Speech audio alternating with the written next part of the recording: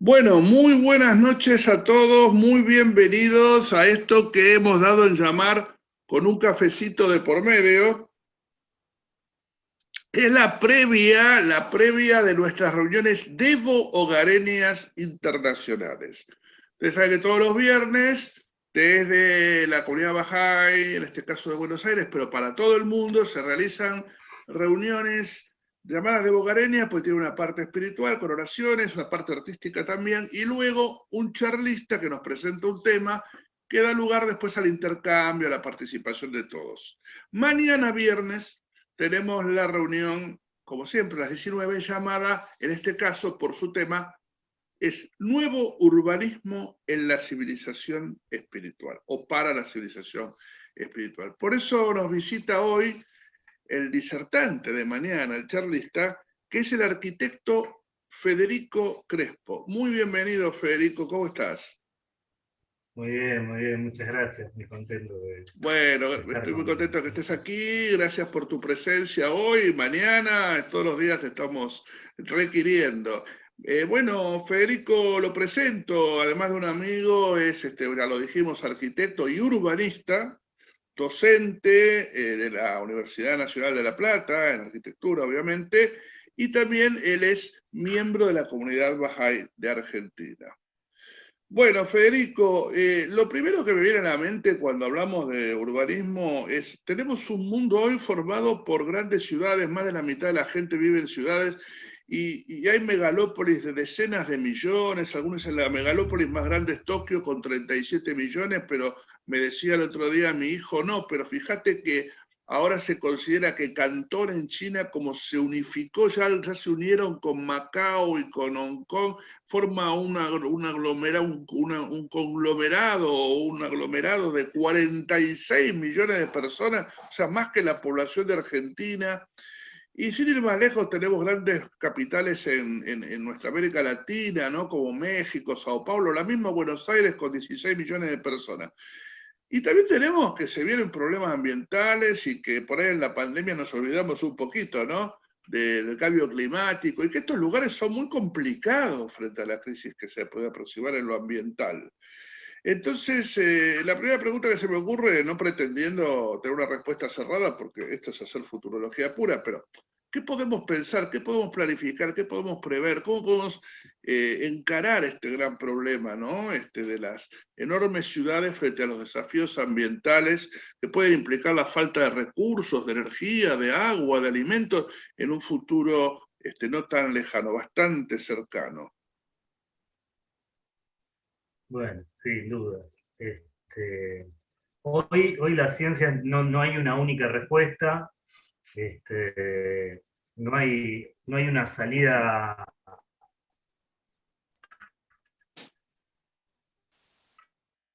tampoco única, digamos, no hay un cerebro que decidir, sino que en realidad va a ser una salida colectiva y mundial, porque digamos, vos ahora abriste el tema de dos, a mí me parece que son como dos vertientes que nos hacen ver en la magnitud de la crisis. Vos hablabas del, bueno, los indicadores climáticos, ¿no? Este cambio climático que no es producto de las alteraciones propias de la Tierra, que la Tierra pasó por estos periodos, sino por un proceso antrópico, está producido por nuestras fuerzas productivas, Uh nuestra demanda de consumo, nuestro crecimiento acelerado produce una cantidad de emanaciones bueno, que hace inviable la biomasa, que hace inviable la vida en la Tierra casi. Este, bueno, el fin de la energía barata, los hidrocarburos se acaban, y esto sin duda trae a muy poco, estamos hablando de poco tiempo, estamos hablando de 100 años en la vida de la Tierra, esto no es tanto. O sea que tenemos un cambio acá nomás, en las puertas de la civilización que amanece, ¿no? Hay una disminución también de los recursos fundamentales para el bienestar humano, no sé, bosques nativos, agua potable, pesquería, suelo, la diversidad genética, se están perdiendo todo el tiempo, cantidades, yo no soy especialista en el tema, pero digo, cantidades increíbles de animales, de plantas, de peces. Esto pone en jaque la misma subsistencia humana. Y bueno, y en, y en tanto y en cuanto hablamos de la economía, hablamos de la burbuja especulativa, eh, que bueno, llegó a ser 2.950 veces bienes y servicios, ¿no? O sea, hoy es mucho más rentable no producir nada que producir algo para el beneficio humano. Entonces, digo, ¿para quién estamos construyendo la civilización que construimos? Hoy el 70% de la riqueza mundial está en muy poquitas manos, en el 1%, un poquito más. Mientras la gran mayoría de la Tierra vive en la pobreza, ¿no? Me parece que estos cuatro temas nos dejan nos dejaban o nos hacían ver un problema que hoy la pandemia nos deja en evidencia. Hoy la pandemia, todos los problemas que iban a ser generados por todas estas fuerzas en colisión, se dan con una conexión, con una automatización sin precedentes de procesos, con una baja de los costos de transacción de objetos y con una demanda de viviendas urbanas, ¿no? Que con mayor expansión y aislamiento, pero también con cambios demográficos muy grandes. Entonces digo, ¿cuál es el sentido hoy de las ciudades, que son lo que vos contabas, ¿no? 43 ciudades de más de 10 millones de habitantes, donde, bueno, Tokio era la más grande, con 40 y pico que vos nombraste justo el cantón, que termina armando un conglomerado de casi una Argentina de personas viviendo en condiciones, la gran mayoría infrahumanas. Entonces digo, cuando la ciudad, si bien en algún momento nos dejó en las puertas de la civilización, o nos dio las herramientas, hoy las ciudades dejan a la gran mayoría afuera. Entonces digo, ¿cuál es el sentido de estas ciudades que aparte han crecido en un tamaño y en una escala en el que el ser humano casi es inexistente? Entonces, si las ciudades, La verdad, si las ciudades, digo, que en algún momento fueron sinónimo de entrar a una civilización, ahora están siendo casi la trampa de la civilización, o sea, un lugar inhabitable, un lugar inviable. ¿Cómo podemos imaginar, si es que es imaginable, una transición hacia otra distribución demográfica, hacia otra forma de uso del hábitat con más escala humana, con más favorable, no solamente más compatible con el ambiente y con la naturaleza y con la sostenibilidad, sino también a escala humana, que realmente sean vivibles, que el ser humano se sienta humano en ellas, ¿no? Y no un objeto perdido en un laberinto gigantesco de calles, en una infraestructura pobre y frágil y llena de problemas. Bueno, ¿cómo podríamos imaginar? Yo sé que una cosa es imaginar lo deseable y otra cosa es imaginar las políticas para la transición. Pero por lo menos, ¿cuál sería nuestro norte? ¿En qué deberíamos pensar para que una nueva ciudad sea viable, sea habitable, sea sostenible? Sin duda es que es necesario un consenso mundial mayúsculo, pero olvidando la política de lado y olvidando los consensos que la fe Bahá'í puede dar mucha idea, ¿no? Con la consulta, pero independientemente de eso, digo, es muy difícil que los intereses económicos de golpe tomen conciencia. Entonces, digo, seguramente va a haber un tropiezo mayor, va a haber alguna crisis económica, o digo, la que primero llegue de las que nombramos antes. Pero bueno, hablabas de cómo se avanza, porque en realidad nosotros estamos pensando en estrategias de futuro. Y en realidad el urbanismo acá, que el urbanismo es como una mediación entre la economía entre lo social y lo económico y lo formal y espacial, ¿no? Y uno piensa la fe y digo, Abdul Bahá nos habla siempre, nos enseña textos altísimos, tanto en términos morales como éticos, ¿no? Nos enseña con analogías. Pero la fe Bahá'í nos propone también una mediación, o por lo menos que nos propone la comunidad, nos propone crear una comunidad que sea mediación entre entre una civilización en búsqueda de un faro y entre esas enseñanzas de lo divino, ¿no? Nuestro trabajo sería un puente como comunidad. Bueno, a mí me parece que los urbanistas en este caso, todavía muy lejos, deberíamos tener herramientas bajáis para comprender el problema y tratar de generar focos, procesos de irradiación de criterios, ¿no? Un poco la Casa de Justicia ha dado ha dado un norte, sin duda, con la ejemplificación de los templos, que tienen, si uno piensa las catedrales antiguas, ¿no? Creadas del templo griego con un frontis y con una jerarquía y un acceso.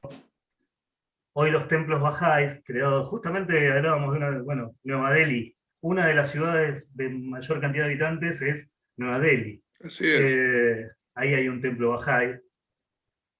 Y el Federico, templo del Loto, Federico, sí. ahora me contás porque es muy interesante esto que estás abriendo del templo en relación con la ciudad, ¿no? Ahora me vas a contar esa visión Bahá'í, pero para ir tomando los temas, entonces, si te entendí bien, me estás diciendo que, por un lado, los intereses económicos no parecen que vayan a querer cambiar esta lógica, o sea, que no van a hacer algo para humanizar las ciudades, para descentralizar las ciudades, y que ahí podemos tener alguna situación de quiebre económico o ecológico que por la fuerza, ¿sí?, va a producir efectos sobre esas grandes ciudades. Esperemos que sea lo menos devastador posible. Yo me acuerdo no se me viene a la mente el caso aislado, pero por ahí señero de Detroit, ¿no? Que cuando cae, no sé, la economía, la industria automotriz, lo que fuere, queda una ciudad despoblada, ¿no? Con muchos edificios abandonados, llenos de ratas. Entonces, esta visión medio apocalíptica, por ahí por la fuerza las grandes ciudades van a quedar un poquito en esa situación. Esperemos que sea con la menor cantidad de daño a la vida humana posible, aunque es difícil imaginar que ese daño no ocurra. Pero por otro lado, hablas de que los urbanistas, inspirados en ideas, por ejemplo, las de Abdul Bahá, que es el hijo del fundador de la fe Bahá'í, de Bahá'u'lláh, el fundador de la fe Bahá'í, que nos orientan a una mediación entre los valores espirituales y la civilización. Y vos colocás ahí un concepto muy interesante en ese punto medio, y es el concepto de comunidad, si no te entendí mal. Entonces sería como que tenemos que pensar un nuevo urbanismo en torno a lo comunitario, que mantenga, que propicie, que vaya de acuerdo con lo comunitario. Y a lo mejor ahí se engancha con esto del templo, con esa nueva visión del núcleo habitacional, ¿no? Con el templo. ¿Va por ese lado, Federico? ¿Te estoy siguiendo bien? Perfecto. Mirá que me parece genial. Yo tiendo a charlar, pero me llamás digamos, a una marcada de temas que me parece fundamental. Abdul Bahá, obviamente que es el traductor, digamos, del ejemplo, pero es humano, un ejemplo humano, digo, en el cual seguir las enseñanzas de Bahá'u'lláh. Nos dice el qué y el cómo. Nos plantea la unidad como hecho fundamental y nos da la herramienta de la consulta, ¿no? Para aplicar, digo, como herramienta de no solo resolución de conflictos, sino como herramienta de actuación, inclusive en la ciudad, porque la ciudad, digamos, es una obra multidisciplinaria, un arquitecto no es el que la diseñan decenas de miles de millones de personas. Entonces digo, y son todas fuerzas que no tienen digamos, ni una ideología, ni una dirección, sino que en realidad van resolviendo en función de sus necesidades y sus posibilidades. Ahora, cuando existe un norte, cuando existe un nodo, un ejemplo, un- una herramienta para poder ver un foco de luz, se irradian procesos consultivos y unificadores, que en realidad un poco tiene que ver con lo que vos decías, esto que me vinculabas con los templos, ¿no? Digo, el templo es de jerarquizado, por ejemplo. Es algo raro en la arquitectura, pues no tiene una puerta, no tiene un acceso. Uno, como docente en la facultad, un chico tiene que hacer un elemento, un objeto de arquitectura y tiene que tener un acceso. Ahora, los templos tienen 9 accesos, o sea que no hay direcciones. Pero no hay una puerta con la que yo siga y salga del otro lado, sino que en realidad terminan en un centro. 8 puertas me darían 4 direcciones y 8 sentidos. Ahora, 9 puertas me dan un hecho radial que culmina en el centro, y en el centro no hay otra posibilidad que mirar para arriba, que en los templos ese caso del ver el más grande nombre. Pero digo, independientemente de eso, me parece que la, la, la enseñanza está en la de jerarquización, en, en esta ruptura de la jerarquía del templo, que empieza con el templo griego y bueno, pasa por la catedral cristiana y termina hoy en los objetos de arquitectura del mundo financiero.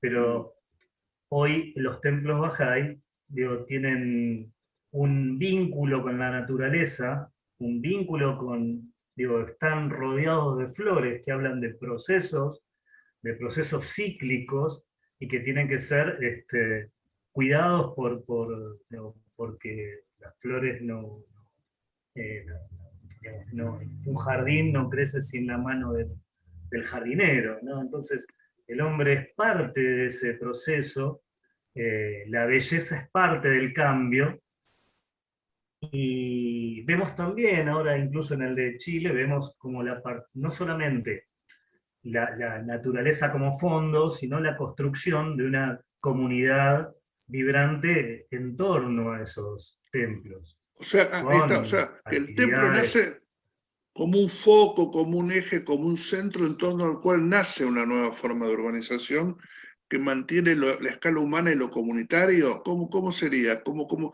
está el templo y qué viene después? ¿Cómo podríamos pensar ese nuevo espacio? Yo creo que igual ese espacio será construido de manera consultiva, ya no aparece la persona del arquitecto ¿no? Como se veía en la Edad Media, como el Renacimiento, como aquel que dotado que generaba los recursos, sino en realidad hoy el arquitecto, el urbanista en este caso, tomará de la consulta las herramientas para poder crear esto nuevo. El Templo de Chile, si bien Hariri es el arquitecto que parte, o sea, llevó diseño, parte del diseño, el diseño fue modificado por cientos de opiniones, de aportaciones, no fue una obra única o personal, sino que fue una obra parte de Dios. Los materiales mismos se armó en distintas partes del mundo, todos construían para llevar a Chile eh, toda esa cantidad de objetos, ¿no? Que terminaron siendo los paneles que se montaron conformando la fachada del edificio. Entonces lo que estás diciendo es que un poco las urbanizaciones del mañana van a ser producto de la visión lograda a través de la consultividad de las propias comunidades que las habiten. O sea, que no va a haber una bajada de línea de esto va a ser así, ni tampoco un proceso amorfo así que se da sin ningún norte, sino que la propia comunidad va a ir como eligiendo cómo construir ese espacio, ¿no? Esto nos hace pensar, y con esto vamos redondeando y mañana la seguimos, pero que entonces la escala, el tamaño, me parece, no sé si coincidirás o no, deja de lado la megalópolis de más de 10 millones, incluso de más de 1 millón, porque para poder manejar un espacio consultivamente tiene que tener una escala, me parece un poco, o sea, que se me ocurre muchos lugares pequeños más que lugares enormes y gigantescos, ¿no? No sé si estoy interpretando bien este enfoque, ¿no? Para que pueda ser consultivo. Perfectamente. Yo creo que será una gran ciudad mundial de pequeñas articulaciones de muy pequeña escala, donde la escala humana encuentra el vínculo y donde uno pueda tener vinculaciones humanas también, porque digo, lo que pierde, lo que gana la ciudad del tamaño que vos nombrás, la megalópolis, es el anonimato. Uno puede morir de hambre en una ciudad surcando sus calles sin que nadie se dé cuenta. No solamente las instituciones, sino los vecinos. Claro. Entonces digo, hay que volver a esa comunidad donde digamos, el que participa de esa comunidad sea no solamente un amigo, sino alguien que se brinda a la comunidad y que pueda ser parte, porque también, digo, pues no puede existir, las megalópolis, la contraparte que tienen es que necesitan de un gran poder para administrarla, pero también para ejercer la violencia legal. En cambio, en los pueblos, las relaciones vinculares y sociales hacen que uno se encuentre también protegido, pero también observado, ¿no? Entonces, digo, hay un autocontrol distinto de lo que sucede en estas callejuelas estancas que propicia también la megalópolis porque deja el poder económico de ser rentable y abandona partes de la ciudad. Absolutamente. Y me quedo, Federico, con una idea que expresaste que me pareció maravillosa, que nunca lo había pensado así, pero me parece brillante, que la metrópolis mundial no es una enorme ciudad gigantesca, sino que la metrópolis mundial es la articulación de una red de luz de muchísimos nodos comunitarios en todo el planeta. Esa es la metrópolis. Lo hablamos mañana, lo seguimos profundizando, pero me pareció muy interesante esto último. Así que, Federico, te agradezco muchísimo tu presencia, tus aportes y bueno, los invitamos a todos mañana a las 19 para seguir charlando con Federico sobre el nuevo urbanismo en la civilización espiritual. Muchas gracias. No, gracias a ustedes.